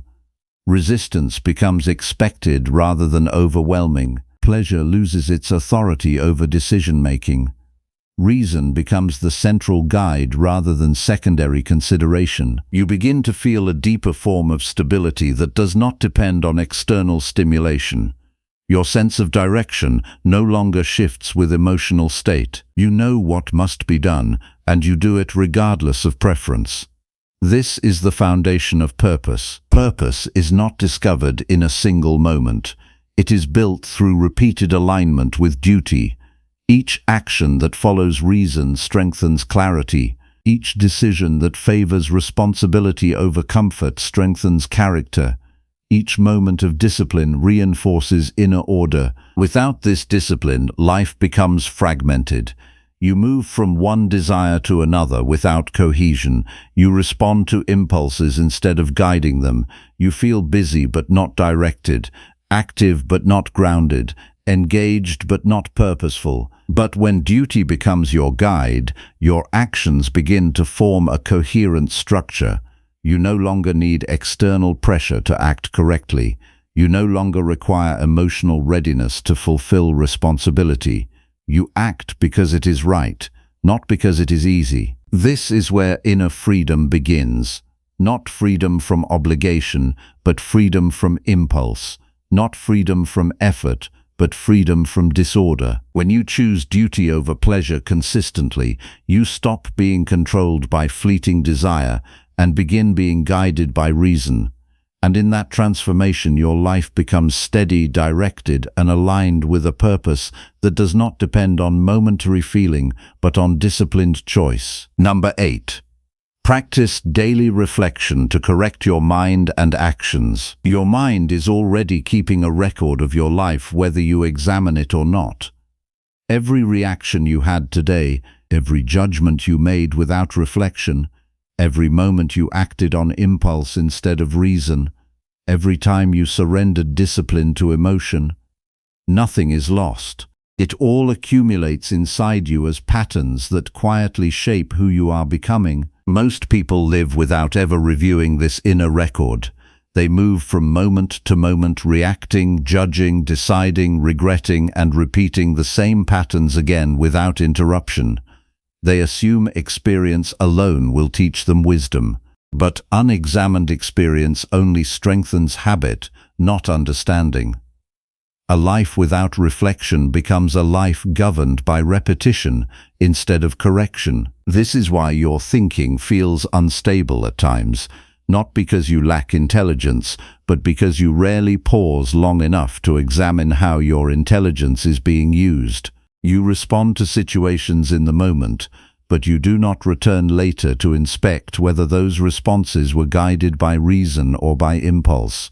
Without this examination, your mind continues repeating the same errors under new circumstances. Daily reflection is the discipline that interrupts this cycle. It is the moment where you step outside the flow of reaction and observe your own mind with honesty, not to judge yourself harshly, but to understand yourself clearly. Without this clarity, correction is impossible. Look at your day honestly. How many decisions were made without awareness? How many emotions passed through you without being examined? How many judgments were accepted immediately without being questioned? You spoke, reacted, and acted, but how often did you stop to ask whether your actions aligned with reason or were simply driven by habit? This is where inner disorder begins, not in action itself, but in unexamined action. When you fail to reflect, your mind assumes that everything it did was correct simply because it was done.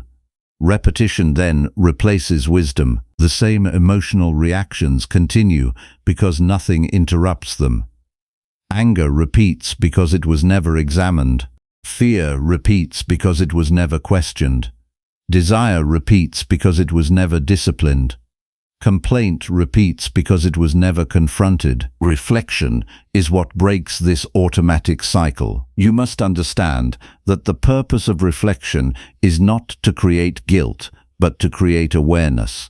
Without awareness, you cannot distinguish between what strengthens your character and what weakens it. You simply continue behaving according to habit and call it personality. A disciplined life requires a separation between living and observing. You must live through the day with attention and then observe the day afterward with clarity. These are two different modes of mind. Without the second, the first remains unconscious. In the morning, before the world influences you, set intention for how you will conduct your mind. Decide in advance that you will observe your reactions as they arise, instead of being absorbed by them. This preparation creates distance between stimulus and response. It allows you to notice judgment forming before it becomes action. But intention alone is not enough. Without evening reflection, intention dissolves into habit again. The mind returns to its automatic patterns unless it is reviewed and corrected daily. At night, withdraw from distraction and examine your conduct with precision, not as a critic seeking fault, but as a student seeking truth. Ask what judgments guided your actions. Ask where reason was present and where it was absent. Ask where you acted with discipline and where you surrendered to impulse.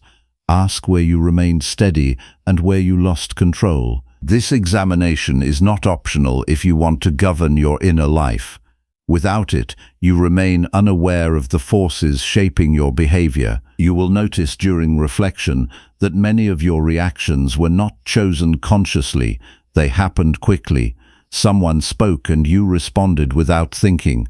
A situation changed and your mood shifted without examination. A desire appeared and you followed it without resistance. A discomfort arose and you avoided it without questioning. These moments reveal where your discipline was absent. The purpose of reflection is to bring these unconscious moments into awareness so they can be corrected. Correction begins with recognition. You cannot change what you do not see. When you clearly observe that a reaction was driven by impulse rather than reason, you create the possibility of responding differently next time. Without this observation, nothing changes. You must also examine your judgments, not only your actions. Many of your difficulties are created not by events, but by interpretations. A situation occurred and your mind immediately assigned meaning to it without verification. That meaning then shaped your emotional response. Reflection allows you to see whether those interpretations were accurate or distorted. Often you will find that your suffering was amplified by assumptions that were never tested. You assumed intent where there was none. You assumed permanence where there was only momentary difficulty. You assumed harm where there was only discomfort. These assumptions create unnecessary tension in your mind. Daily reflection dissolves these distortions through clarity. When you examine your day, you begin to see patterns that were invisible while living them. You see how often you reacted emotionally instead of rationally. You see how often avoidance replaced responsibility. You see how often desire influenced decisions more than reason. You see how often complaint replaced acceptance. This awareness is uncomfortable at first because it reveals inconsistency between what you believe and how you act. But discomfort is necessary for correction. Without it, you remain unchanged. Reflection also strengthens your ability to act with greater awareness the following day. When you recognize a pattern clearly at night, you become more likely to interrupt it when it appears again. This is how discipline develops through repetition of observation and correction. Over time, reflection creates a gap between impulse and action. Instead of reacting immediately, you begin to notice the impulse first. That moment of recognition allows reason to intervene. Without reflection, there is no recognition. Without recognition, there is no choice. You are not trying to eliminate emotion. You are trying to understand it. Emotion without reflection becomes reaction. Emotion with reflection becomes information. One controls you, the other informs you. The disciplined mind uses reflection to transform experience into learning. Without reflection, each day is isolated. With reflection, each day becomes part of a continuous process of improvement. Mistakes are not repeated blindly. They are analyzed and corrected. Strengths are not assumed. They are reinforced through awareness. You must also be honest during reflection. If you distort your own behavior to appear better than it was, you defeat the purpose entirely. Self-deception is the greatest obstacle to inner discipline. The mind that refuses to see itself clearly cannot change itself. Honesty during reflection is not about self-punishment. It is about accuracy. You are simply observing what happened without distortion. You are not adding judgment. You are removing illusion. When practiced consistently, this discipline transforms your inner life. You begin to notice your reactions as they form instead of after they have already taken control. You begin to choose responses instead of inheriting them. You begin to act with awareness rather than habit. Your character becomes more stable because it is guided by review rather than impulse. Eventually, reflection becomes natural. You no longer need to force yourself to examine your day because awareness becomes continuous. You start noticing behavior as it happens and adjusting it in real time. This is the highest effect of reflection. Not memory of past behavior alone, but present awareness during action. A life without reflection is a life directed by repetition. A life with reflection is a life guided by reason. Each evening you return to your mind not as a judge of worth, but as a builder of understanding. You refine what was unsteady. You reinforce what was disciplined. You correct what was mistaken. You observe without distortion, and you prepare without illusion. This practice slowly reshapes who you are, because your actions are no longer left unexamined. Every day becomes an opportunity to refine character instead of repeating unconscious patterns. And in that steady practice of honest reflection, your mind becomes less reactive, your choices become more deliberate, and your life begins to align more closely with reason instead of impulse. Number 9. Guard your time, because life cannot return it. You are already losing your life in small, unnoticed pieces, not through catastrophe, not through sudden collapse, but through time you do not guard, hours that disappear into distraction, minutes surrendered to impulse, days spent reacting instead of directing. You will never recover any of it. Once it is gone, it does not return in any form. That is the truth you avoid by staying occupied instead of staying aware. Your suffering is not only created by events, but by how carelessly you treat the one resource that governs everything else. You react to feelings, you follow impulses, you drift through moments as if time is something that will always be available again tomorrow. But tomorrow is not a possession. It is an uncertainty. Only the present is under your authority, and even the present disappears as soon as you fail to use it wisely. Look honestly at how your attention is spent. How much of your day is guided by intention, and how much is consumed by habit? How often do you begin a task with clarity only to lose hours to distraction? How often do you postpone what matters because something easier demands your attention? How often do you tell yourself there will be time later while quietly spending the time you already have? This is not harmless. It is the gradual erosion of a life that could have been directed with purpose. Time is not simply passing. It is being allocated by your choices. Every moment is either used with awareness or lost through neglect.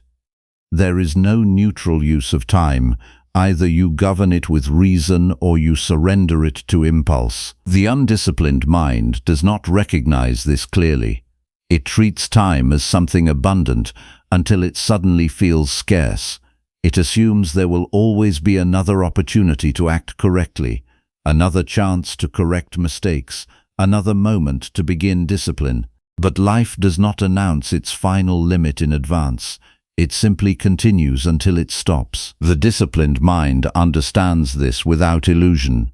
It sees time as the foundation of every action.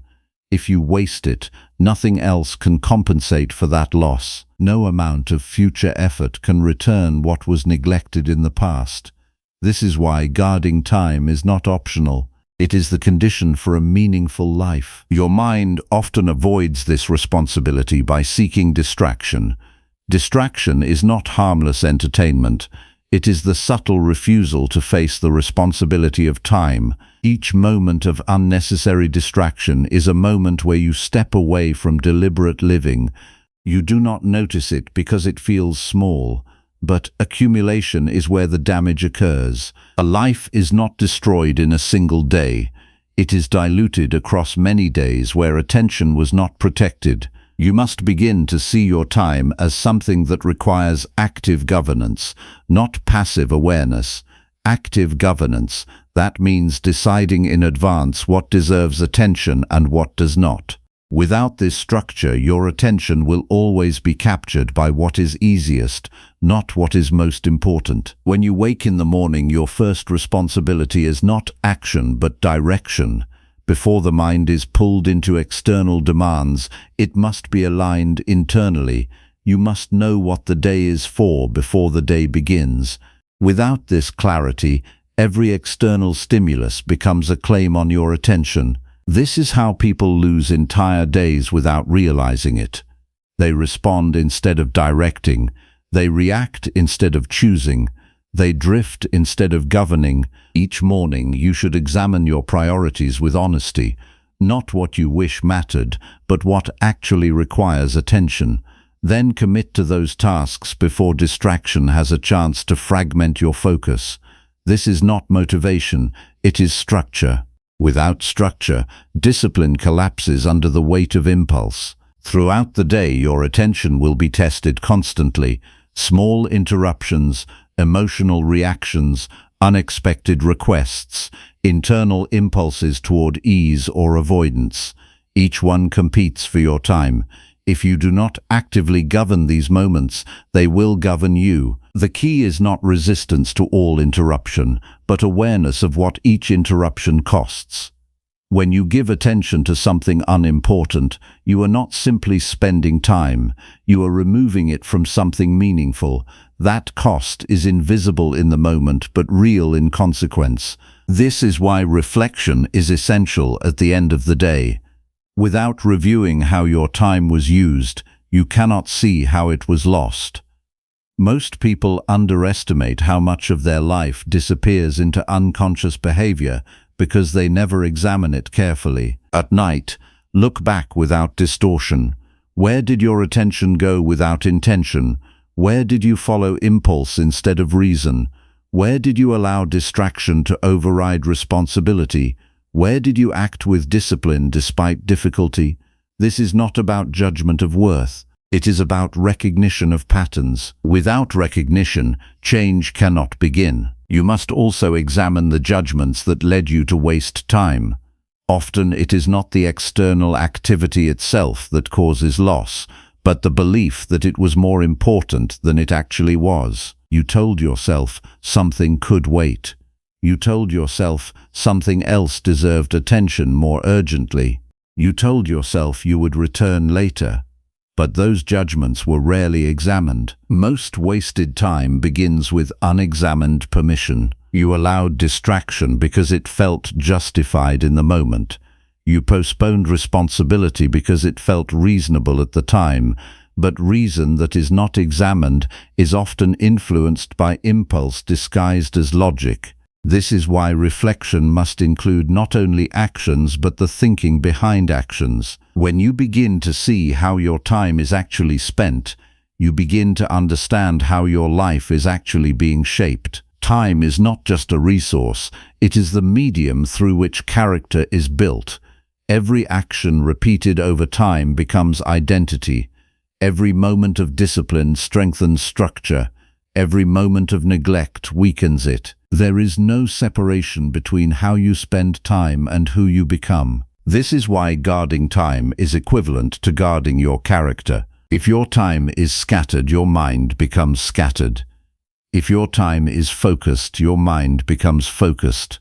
If your time is driven by impulse, your life becomes unstable. If your time is directed by reason, your life becomes coherent. You are always practicing something with your time, either discipline or distraction, either intention or reaction, either awareness or neglect. The accumulation of these choices forms the direction of your life without exception. To guard time means to refuse unconscious surrender of attention.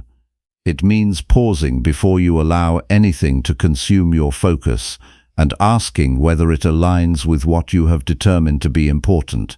It means recognizing that not every demand deserves response, and not every impulse deserves expression. The disciplined person does not treat every moment as equal in value.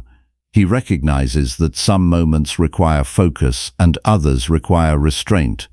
Some actions build life, others only consume it. The ability to distinguish between them determines whether time is used or wasted. You must also confront your tendency to believe that productivity will happen later.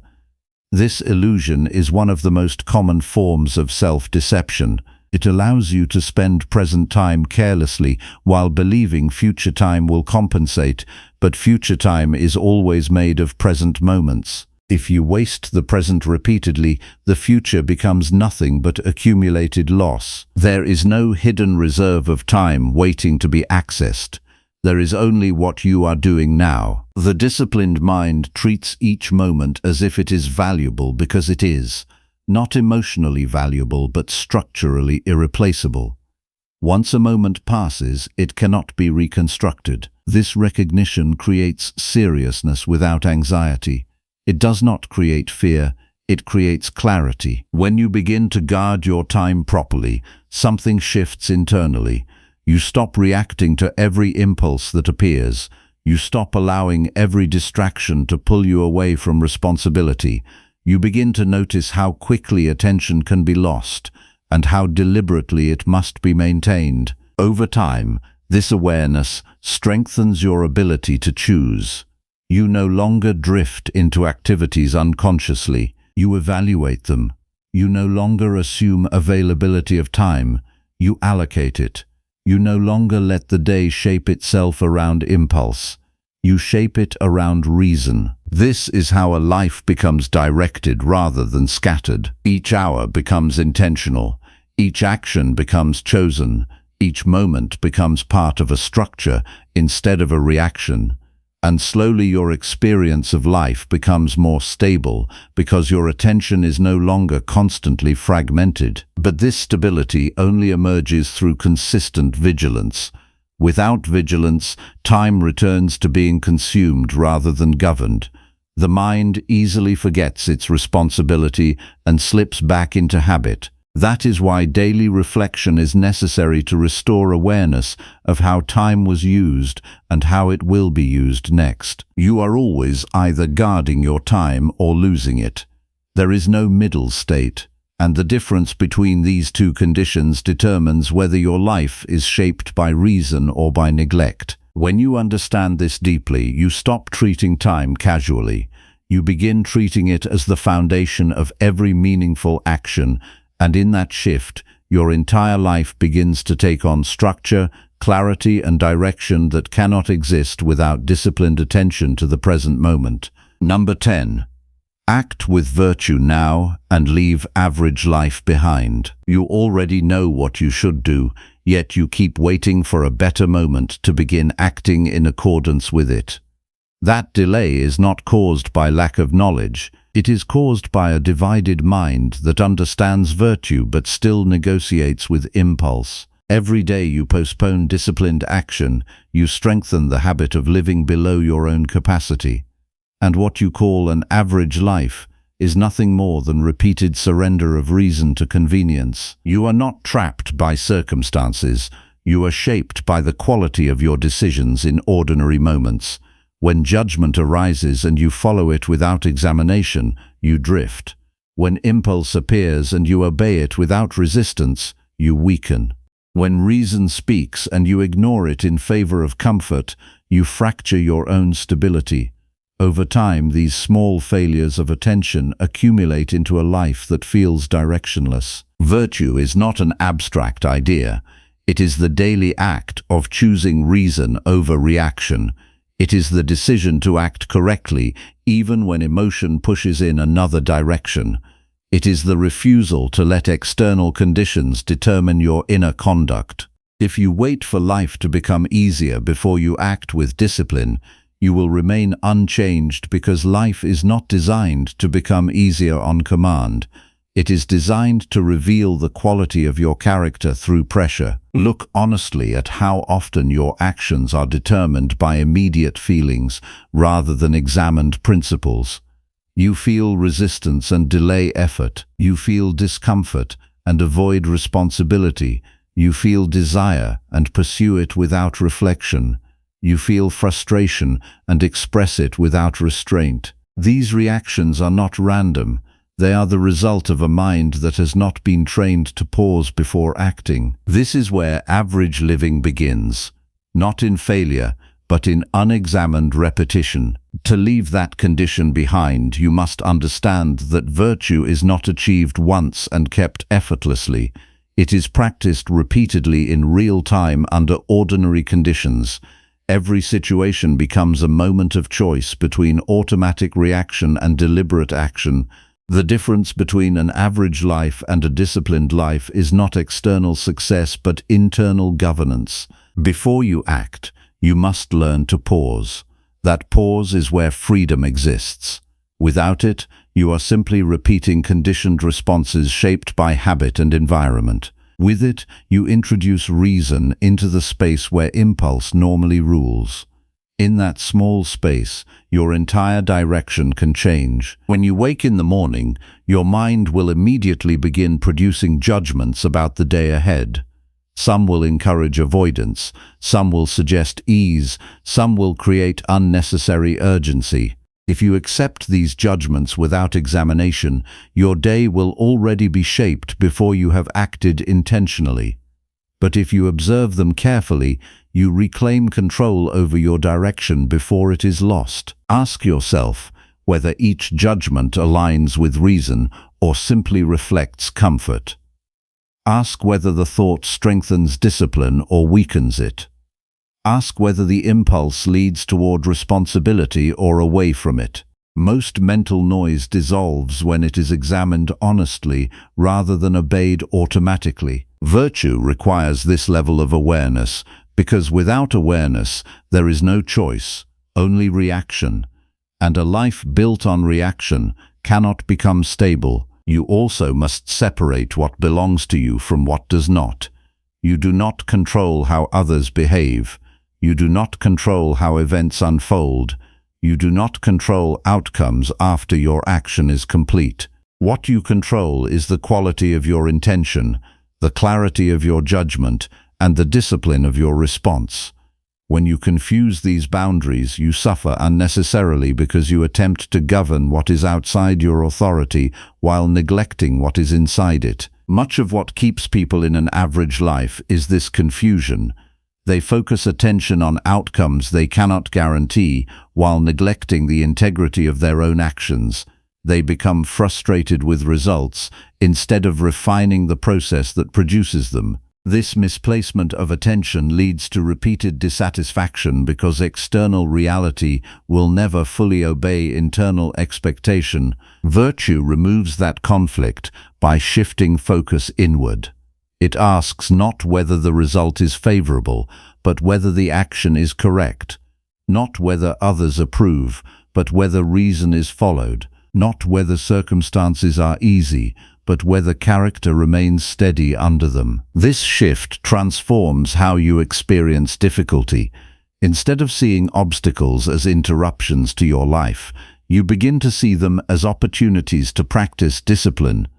Each challenge becomes a test of whether you will act according to reason or according to impulse. Each moment of discomfort becomes a chance to strengthen inner governance rather than abandon it. An average life is maintained by automatic living. Virtue begins where automation ends. You must begin to observe how often your daily actions are performed without conscious direction. You respond to notifications without thinking. You engage in conversations without reflection. You shift attention from task to task without intention. You react to emotions without examination. This constant lack of awareness keeps you moving but not progressing. To act with virtue now means to interrupt this unconscious flow. It means bringing awareness into each decision, even the smallest ones. It means noticing when you are about to act and asking whether that action is guided by reason or by impulse. It means refusing to let habit replace judgment. At first, this will feel slow because awareness requires effort. But slowness is not weakness, it is precision. A life built on precision eventually becomes stronger than a life built on speed without direction. Each evening you must examine how you acted, not to evaluate success in external terms, but to measure alignment with reason. Where did you act with clarity? Where did you act on impulse? Where did you maintain discipline? Where did you lose it? This reflection is not optional if you want to change direction. Without it, behavior repeats itself unchecked. Over time, this practice reveals patterns that were previously invisible. You begin to see where you consistently abandon discipline. You begin to see where emotion overrides reason. You begin to see where comfort consistently wins over responsibility. Once seen clearly, these patterns can no longer operate unnoticed. Awareness itself becomes the beginning of change, but awareness must be followed by immediate correction. When you notice an undisciplined tendency during the day, you must not wait until later to adjust it. You must correct it in the moment. That is where transformation happens, not in reflection alone, but in real-time decision-making guided by reflection. Virtue is not theoretical. It is practical behavior aligned with reason in present conditions. It is the ability to act correctly even when no one is watching and no reward is immediate. It is choosing discipline when impulse offers ease. It is choosing clarity when emotion offers distortion. When you consistently act this way, your identity begins to shift. You no longer define yourself by how you feel, but by how you act. You no longer measure your life by comfort, but by integrity. You no longer evaluate your day by pleasure, but by discipline. Average life is built on reaction without reflection. A disciplined life is built on reflection that guides reaction. You cannot leave average living behind through intention alone. You leave it behind through repeated acts of virtue in ordinary moments. Each decision aligned with reason pulls you further away from unconscious living. Each moment of discipline strengthens inner structure. Each refusal to obey impulse reinforces clarity. Eventually, something changes in how you experience yourself. You begin to feel less divided, less reactive, less dependent on external conditions for stability. Your mind becomes clearer because it is no longer constantly negotiating between impulse and reason. At that point, acting with virtue is no longer an effortful choice. It becomes your default response because it has been practiced enough to become stable. And when that happens, average life no longer describes you because you are no longer living at the level of reaction. You are living at the level of deliberate choice guided by reason alone.